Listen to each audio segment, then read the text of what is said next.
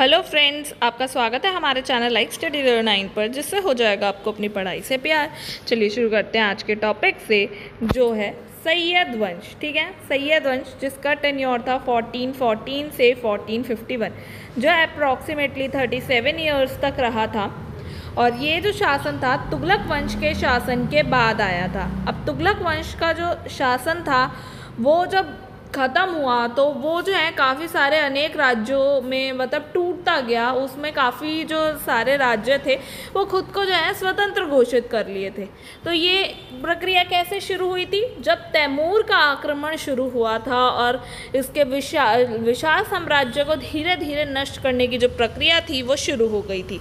अब जो ये तैमूर का आक्रमण हुआ था ना, इसका एक तरह से फ़ायदा उठा के, या जो ये अनेक राज्य स्वतंत्र हो रहे थे, इस सब सिचुएशन को देखते हुए जो तुगलक वंश की राजगद्दी से ना सैयद वंश बेसिकली शुरू किया गया।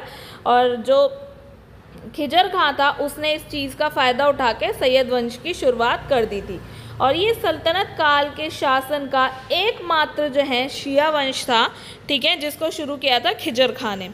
अब सैयद जो है वो स्वयं को जो है इस्लाम धर्म के संस्थापक बेसिकली पैगंबर मोहम्मद का वंशज मानते थे, जो बेसिकली अरब से भारत आए थे।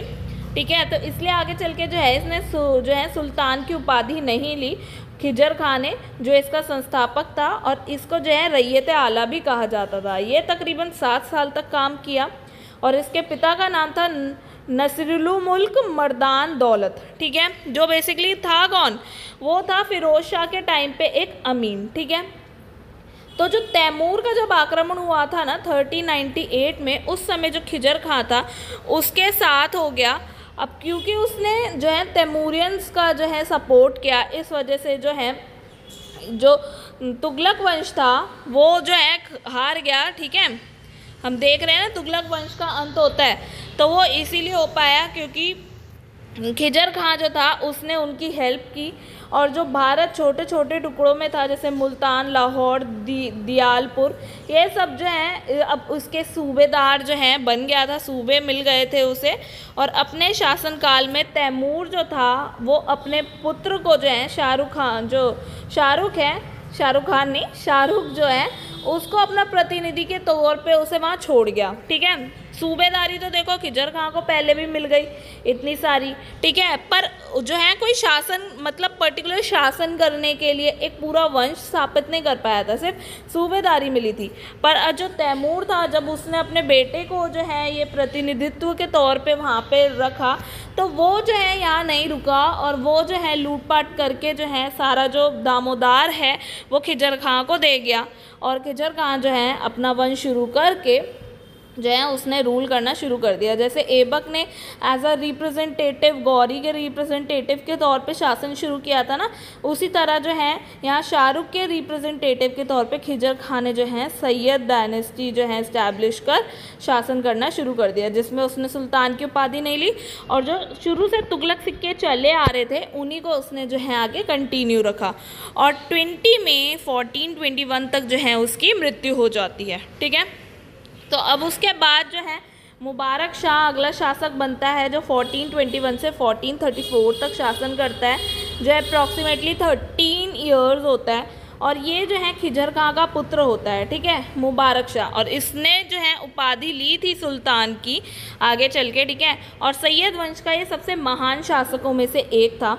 और इसी के ही काल में जो है विद्रोह भी बहुत ज़्यादा होते हैं। ठीक है, बहुत सारे विद्रोह हुए जहाँ पे इसने बहादुरी से उसका सामना तो किया ही, इवन अपने नाम का जो है इसने खुतबा भी पढ़वाया और अपने नाम के सिक्के भी चलाए। जहाँ इसके पिता ने जो है अपने नाम के सिक्के तक नहीं चलवाए, यहाँ तक जो तुगलक सिक्के चल रहे थे उसी को कंटिन्यू किया और सुल्तान की उपाधि नहीं ली। उसी के अपोज में जो इसका बेटा मुबारक शाह था उसने जो है सुल्तान की पद्धति भी ली, खुतबा भी पढ़वाया और सिक्के भी चलवाए। ठीक है, और ये जो मुबारक शाह है इसने बल्कि यहाँ तक कि मुबारकबाद नाम का जो है नगर भी बसाया।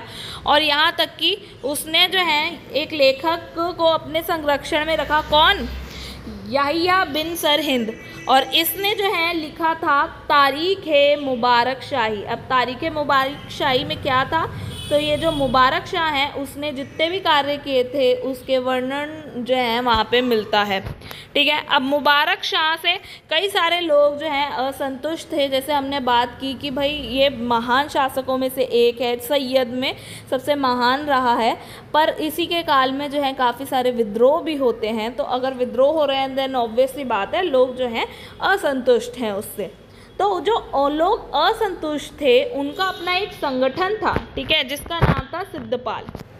ठीक है, और उसमें कौन कौन शामिल था या उसको कौन लीड कर रहा था इस संगठन को, तो वो था उसी का खुद का वज़ीर जो है सरवर उल मुल्क। ठीक है, उसके नेतृत्व में जो है ये जो है ग्रुप जो है चल रहा था, जिसमें हिंदू भी थे, मुस्लिम भी थे, वो सारे अमीन थे, वो मिलकर जो है षड्यंत्र रच रहे थे इसके खिलाफ। जब ही वो जो है मुबारकाबाद ये गया सुल्तान, ठीक है, अपने नए नगर के जो है पूरा रिव्यू करने गया, देखने गया सब सही तो है, वहाँ पे जो है इसकी हत्या कर दी जाती है 19 फरवरी 1434 में।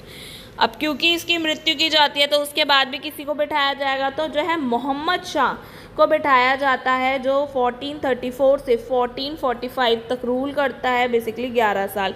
ठीक है, अब ये ध्यान रखें यहाँ जो है नाम है मुबारक शाह, मुबारक ध्यान रखें, मुबारक, और ये है मोहम्मद। मैं इसलिए बार बार बोल रही हूँ ताकि आप क्लियर कर पाओ, मुबारक शाह और मोहम्मद शाह अलग अलग है क्योंकि सुनने में एक जैसा लगता है। ठीक है, उसके बाद जो आता है मोहम्मद शाह, और ये जो मोहम्मद शाह है ये उसका दत्तक पुत्र होता है, गोद लिया हुआ पुत्र होता है, जो बेसिकली इसके भाई का बेटा होता है। तो ये मुबारक शाह के पिता कौन होते हैं? फरीद खां। ठीक है, फरीद खां। तो ये भी जो है अयोग्य होता है, क्यों? क्योंकि जो है इसका वज़ीर जो आगे कंटिन्यू चल रहा है सरवर उल मुल्क, यही इसका वज़ीर था और सारा नियंत्रण इसने ही अपने हाथों में कर रखा था। और इवन यहाँ तक कि खां ने जहाँ की उपाधि भी ली गई थी। और ये जो मोहम्मद शाह था ना, ये जो है आगे चल के इसलिए जो है मुबारक शाह के हत्यारों से जाके मिल जाता है। ठीक है, और ये जो है अफ़गानी बहलोल जो है, अभी हम आगे बात करेंगे बहलोल की, बहलोल को जो है खाने खाना की उपाधि दे अपना पुत्र की तरह मानता था। ठीक है, आगे हम इसकी बात करेंगे। बाकी फ़िलहाल जो है मुबारक शाह का जो है एक वफ़ादार भी था, वो कौन था? कमाल उल मुल्क। ठीक है, अब इस समय क्या होता है, कुछ पुराने साथी जो है मिलकर भी जो है इस ये सरवर उल मुल्क को जो है हराना चाहते थे, इसको हटाना चाहते थे, क्योंकि ये जो है पूरी सत्ता पे इनडायरेक्ट वे में तो कंट्रोल कर ही चुका था, इसीलिए अब इसको हटाना था। इसीलिए बाद में जाके जो मोहम्मद शाह भी था, उसके जो लोग थे वो सब जो है मिलकर इसको हटाने में लग गए। तो इसमें किसकी हेल्प से? कमाल उल मुल्क की हेल्प से। ठीक है, अब इसी बीच ये भी पता लगता है जहाँ ये सारा सिस्टम चल रहा है, ठीक है, वहीं जो है अगर हम उसके रिप्लेसमेंट में बात करें जौनपुर की, तो जौनपुर का जो शासक था इब्राहिम शर्की, उसने जो है सल्तनत के पूर्वी भागों में आक्रमण कर दिया था। ठीक है, हम शर्की जो है, ये शर्की डायनेस्टी जौनपुर की, इसे भी एज अ सेपरेट लेक्चर ज़रूर कवर करेंगे, बट फ़िलहाल के लिए आप ये जान लीजिए जहाँ ये सारी परिस्थितियाँ चल रही हैं उसी समय जो है साथ ही साथ यहाँ पे भी जो है पूर्वी भागों में आक्रमण किया जा रहा है। और मालवा के जो महमूद थे, जो दिल्ली पर आक्रमण करने की योजना बनाकर चल पड़े थे। ठीक है, तो ये सब जो है सिचुएशन चल रही थी, जहाँ पे लाहौर और सिंध का जो सूबेदार था बहलोल लोधी, वो इन्हें भगाता है। ठीक है, और सब सिचुएशन को हैंडल करता है, जो बेसिकली आगे उसने अपना बेटा माना था। ठीक है, इस संकट की स्थिति में तकरीबन जाके आगे चलकर जो है 1445 में उसकी मृत्यु होती है। और उसके बाद जो शासक बनता है वो है अलाउद्दीन आदिल शाह। ठीक है, जो 1445 से 1451 तक शासक बनता है। और अब जो है वो उस समय मालिकों और अमीरों ने जो है मोहम्मद को पुत्र बताया। ठीक है, जिसमें बहलोल लोधी ने सरकार की दुर्बलता देखी कि भाई कितनी कमज़ोर चल रही है और अधिक से अधिक लाभ उठाने का कोशिश किया। तो उसने क्या देखा सिचुएशन, ये जो अलाउद्दीन था ना, ये वो अलाउद्दीन खिलजी नहीं है, ये ज़रूर याद रखें, ये सैयद डायनेस्टी का अलाउद्दीन है। ठीक है, उसका वज़ीर था हमीद खां। ठीक है, अब इसका ना इससे झगड़ा चलता रहता था, इसी के वजीर से इसका झगड़ा चलता था। तो क्या हुआ, झगड़े में गुस्सा गुस्सी में क्या हुआ, 1447 में ये बदाऊं चला गया और वहीं जाके परमानेंटली रहने लग गया। अब ये वहाँ रहने लगा तो सिस्टम कैसे चलेगा, तो अब दिल्ली का शासन देखने के लिए किसी और को सौंप के तो जाना पड़ेगा ना कि भाई जब तक मैं नहीं आता तब तक आप देख लो। अब क्योंकि वो वहाँ परमानेंटली आ गया तो कोई और भी तो सिस्टम देखेगा ना। तो इसलिए जो है अपने पत्नी के 2 भाइयों को पूरा जो है जो बागडोर है देख के जाता है कि भाई आप देखते रहना मेरे पीछे से सब सही चल रहा है या नहीं। तो ये शहनाए शहर और अमीर कोहे इनको जो है ये जिम्मेदारी दे के निकल लेता है, क्योंकि भाई इसकी जो है झड़प हो जाती है अपने वजीर से हमीद खां से। ठीक है, अब ये सौंप तो गया, पर क्या हुआ, ये जो शहनाए शहर है ना इसकी जो हो गई, इसे मार दिया गया। अब विवाद चला, तो इस सिचुएशन में जो है आगे चल के अमीर कोहे को जो है वहाँ की जनता ने ही मार दिया। ठीक है, अब दोनों ही मर गए, अब कौन बचा, तो भाई अब सिर्फ हमीर खां बचा। ठीक है, तो बहलोल लोदी ने इस चीज़ का ही फ़ायदा लिया कि ये जो हमीर खां बच गया है इसको भी मरवा देते हैं, तो उसने इसको भी मरवा दिया और शासन की बागडोर जो है अपने हाथ में ले ली। 19 अप्रैल 1451 में खुद जो है सुल्तान बन गया और अब जो है उसने लोदी डायनेस्टी की शुरुआत करी। ठीक है, तो ओवरऑल हमने क्या देखा, सबसे पहला शासक देखा खिजर खां, जिसने तकरीबन 7 साल शासन किया और उसने जो है तुगलक वंश को ख़त्म करके सैयद वंश की शुरुआत की और एज अ तैमूर जो है उसके रिप्रेजेंटेटिव जो हैं शाहरुख के रिप्रेजेंटेटिव के तौर पे उसने शासन करना शुरू किया। वहीं जो है उसके बाद उसका पुत्र मुबारक शाह आता है जो कि एक महान शासक माना जाता है सैयद डायनेस्टी में। ठीक है, जिसके टाइम पे काफ़ी सारे विद्रोह भी होते हैं और इसी में जो है जो लोग उसके अगेंस्ट थे उन्होंने ग्रुप बना के जो है इसको मरवा दिया था। फिर आगे जाके जो है मोहम्मद शाह बनता है शासक। ठीक है, जो मोहम्मद शाह होता है उसका भी पूरी स्टोरी हमने अभी यहाँ ऊपर देखी और साथ ही में जो है at the end Alauddin Adil Shah पे ख़त्म होती है कहानी, जहाँ पे जो है धीरे धीरे पावर डिस्ट्रीब्यूट होते हुए उसके वज़ीर से कन्फ्लिक्ट्स होने के कारण जो है एट द एंड सारी बागडोर कौन संभाल लेता है, वो संभालता है बहलोल लोदी।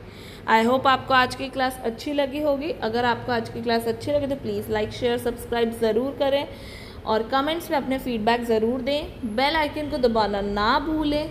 मिलते हैं नेक्स्ट वीडियो में, तब तक के लिए गुड बाय।